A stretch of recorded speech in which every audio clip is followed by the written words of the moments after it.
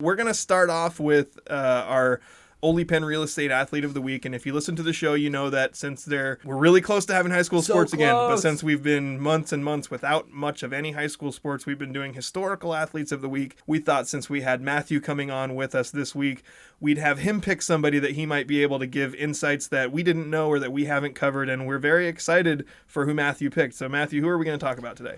The man, the myth, the legend, Adam Bighill. Oh, I love it. So why did you select Adam Bighill as our Ole Penn Real Estate Athlete of the Week?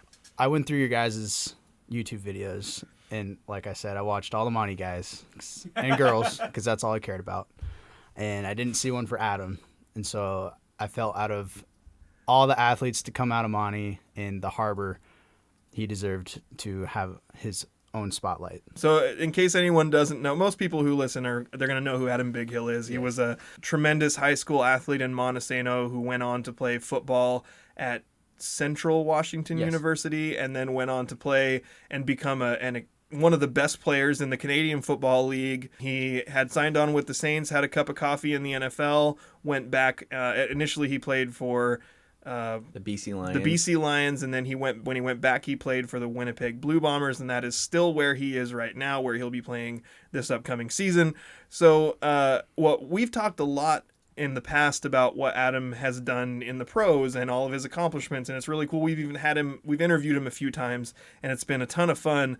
But Matthew has brought some information with him that we can dig into about his high school career, which is awesome, and like some of the things that when you showed me the stat sheet, some of the things I was looking at, I was like, that can't be real. Is this real? Is that a typo? What stands out to you the most, Matthew, about what Adam accomplished in high school? Statistically or as a human being? Both. You got free reign right now. Because I prepared for this. I spoke extensively with my father this morning, who coached Adam all 4 years. And I was talking to him about his first game he ever started was as a freshman. It was the crossover game. It was the first few years my dad was here. We came here in 2002, and so it was 2003 was his freshman year. It was Adam Bighill's freshman year, and they weren't very good the year before, and they went, and I don't know how good they were the next year because they didn't make the playoffs. But they played a crossover game against White Salmon at home, and it was Adam Bighill's first start because they had some guys hurt, and they had this monstrous goal line stand to like defend the game winning drive or whatever it was, and he had 2 monster tackles as a freshman. He had 7 other tackles in the game, and it was pretty obvious to everybody involved that he was going to be at least a special high school player. And in the years to come, it was obvious to them that he was going to be a special college player. And I don't know if anybody knew he was going to be so good professionally, but they knew that nobody was going to stop that kid because he wasn't going to let it happen. The team of realtors at Ole Penn Real Estate wish you and your family good health during this stay home, stay safe time. Their team has health and safety measures in place to protect you and everyone involved in the process. If you're thinking about selling your home, now is a great time. There are more buyers than available homes. Many homes are still receiving multiple offers and are selling for above asking price. Ole Penn Real Estate will help you put the most money possible in your pocket in less time without the hassle. Visit sellmyharborhome.com to get your home market ready. The Ole Penn team is ready to work for you. It's pretty rare at a school like Montesano that has such a prominent football history that a freshman would be playing significant time or starting. We've seen it happen a few times, but not very many. Mm-hmm. So to have a freshman come in and be so good right away. But then was it the sophomore year with the tackles? Was that I remember looking at the sheet and looking at it and going, that's not how many tackles he had as a sophomore. That's insane. He had 105 tackles as a sophomore. Jeez. As a sophomore. That's crazy. And he had 74 his junior year and 74 his senior year, but he had some injury issues also, and he also got moved positions. He was free safety his senior year. He was linebacker his sophomore year, so he was more in the action as a sophomore.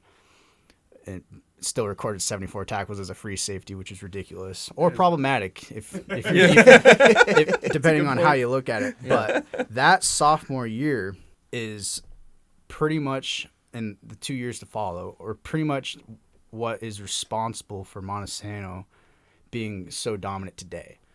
Ever since 2004, Coach Jensen and company have not looked back, and they've been dominant ever since. And a big part of that happening is Adam Bighill coming in and being Adam Bighill at such a young age and just taking over as a junior and a senior. Oh, yeah, because Justin mentioned, with a prominent football program, but at the time, it wasn't the juggernaut that it is now. Like, that was, at that time, we were coming out of the Elma really big run that they had, and they had, the Boslers and those kids coming through who were, that was kind of the dominant team at that moment. Yeah, and Elma was still good while Adam wasn't. And they were still good, and that was actually when I was in high school. Adam and I graduated in the same year, and so they're basically peers. Like, athletically, they're the same guy. I did play against him in basketball once, and I got out of his way. He didn't even like basketball. No. He hated basketball, but he played it. I remember this story being told me. He only played it because he wanted to remain competitive to play. I think he played soccer too, and I don't know how much he liked soccer, but he wanted to remain competitive to play football and stay in shape to play football. That's the only reason he played basketball. I think he must have kind of liked soccer because I played against him in soccer as well, and it seemed like he enjoyed it. And I've talked to some other people who've played it because I have some friends who played a lot of soccer in Monty closer to that time. And it seemed like he enjoyed, but he also played his own version of soccer, which was like running over people while playing soccer. Yeah. Wasn't that the way you described his basketball game too? Yes. Like a football player on the basketball court? Yes. Yeah. It was scary. Yeah. And I didn't play football in high school, so I didn't have to deal with that. So the other thing on the stat sheet that you showed me that immediately jumped out at me was the touchdown numbers, because that was the point where I was like, wait, this isn't for 1 year. So give us a rundown of Adam's touchdown numbers. All right, as a sophomore, he had 16. As a junior, he had 34. And as a senior, he had 34 again. So. Consecutive years of 34 touchdowns. That is insane. And he had some injury issues. And he missed. So, his junior year, Monty lost in the crossover game, in a game they shouldn't have lost, because he got hurt playing Elma and didn't play in the crossover game. And they lost like 14-7 or something. It was a heartbreaker at home.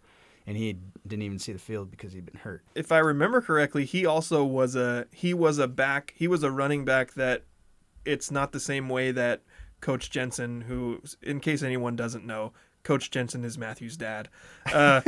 Coach Jensen doesn't use a workhorse running back like he used with Adam, where he'd give him the ball 20 or 30 times in a game. There's usually, you got a couple of different backs, and then your receivers will get some handoffs as well. So he was a bell cow back for a program that hasn't had many since then. Yeah, I'm looking at his rushing stats right now, and he had his sophomore year is 991, which is respectable. That's a good season. And then he had 1,752 the next year. Oh my gosh. And the year after that, he had exactly 1,800.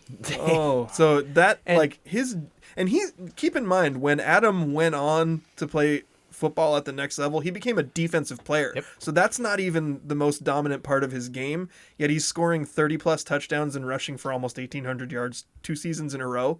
And there were some, don't get me wrong, there's some other good athletes at that time too in Montesano. It just shows how much of a step ahead that he was that bell cow of a running back, because there was some really good athletes in Montesano that I grew up with, like Derek McDougal, and I think Godfrey was there. I mean, there were some other solid athletes that you could have trusted with the ball in a group situation, but when you have somebody who's just better than everybody else, why not keep giving him the rock? So we're kind of winding down on this. I know, Matthew, you said you had a long talk with your dad about Adam. What do you think that we haven't covered yet that people need to know about Adam Bighill, either as a player or a person? Like, what do you think is like, what sums him up? What's something people really need to know? I'll quote my father, as I wrote it down this morning. He said, when your best player is also your hardest working player, you can't ask for anything more. And that was Adam Bighill to a T. That's why he played Division II football, even though he should have been Division I, clearly. And that's why he's going to go into the Canadian Hall of Fame, CFL Hall of Fame, just because he's going to outwork everybody. And savage. And that's about it. Yeah, he is savage. That's his deal. So that's our Ole Pen Real Estate Historical Athlete of the Week is Montesano alum. Actually, he would say Montesano Bulldog for life, Adam Bighill. Matthew brought that for us this week. Thank you very much.